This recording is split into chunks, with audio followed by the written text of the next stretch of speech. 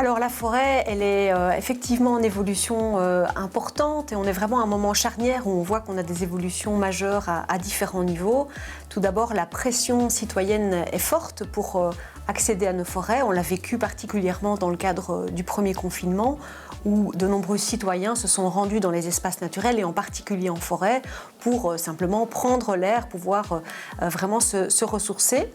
Deuxième grande évolution, c'est bien sûr le changement climatique qui influence directement la qualité du bois et vraiment la qualité de nos arbres, puisque la grande majorité aujourd'hui des essences qui peuplent nos forêts montrent déjà des signes de fragilité, de sécheresse, et on l'a vu aussi avec la crise des scolytes. On a bien sûr aussi un enjeu d'économie circulaire à développer avec une valorisation plus locale de notre bois qui doit être faite, en particulier sur la filière feuillue, qui est peut-être moins développée au niveau vraiment des filières de transformation, donc on y travaille aussi. Et je dirais également peut-être comme évolution l'enjeu bien sûr de la biodiversité, où on sait que les forêts ont vraiment un rôle essentiel à jouer en la matière. Alors, réfléchir ensemble à la forêt de demain, ça me semble vraiment nécessaire, évident, parce que l'ensemble des acteurs de la forêt a une lecture particulière, un angle de vue, une lumière qu'il peut apporter dans la compréhension globale de l'ensemble de l'écosystème forestier. On sait que chacun a un point de vue sur la question, tant le naturaliste, le chasseur, le promeneur, le sportif, le propriétaire forestier, l'exploitant forestier également. Et donc l'idée, c'est vraiment de pouvoir mettre l'ensemble des parties prenantes autour de la table. D'abord aujourd'hui pour partager ces constats sur l'évolution de la forêt et demain avec un processus de concertation pour pouvoir vraiment réfléchir ensemble à ce que nous pouvons faire ensemble, collectivement, pour vraiment fonder cette forêt de demain et nous préparer au mieux. Donc les prochains moments de concertation, ce sera cette deuxième phase donc, de concertation qui va durer 6 mois jusqu'à l'automne 2022 avec des moments d'échange en bilatéral, des moments plutôt de cercle thématique, des visites de terrain aussi, vraiment que chacun puisse faire part de son point de vue sur la forêt, se mettre aussi à la place de l'autre, comprendre sa réalité,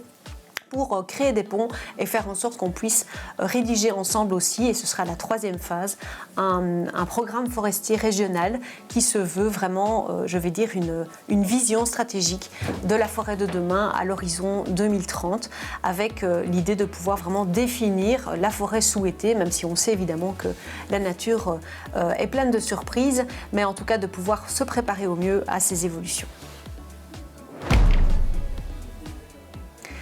Alors les avancées, les progrès espérés du prochain programme forestier régional, j'ai envie de dire l'essentiel, c'est surtout de pouvoir travailler justement à cette vision commune, au-delà du document en tant que tel, du programme forestier qui est un peu la cerise sur le gâteau finalement, qui devra matérialiser cette vision partagée. Mon objectif, c'est vraiment d'abord qu'on puisse vraiment se parler en toute franchise, en toute transparence, qu'on puisse, je le disais, se mettre à la place de l'autre,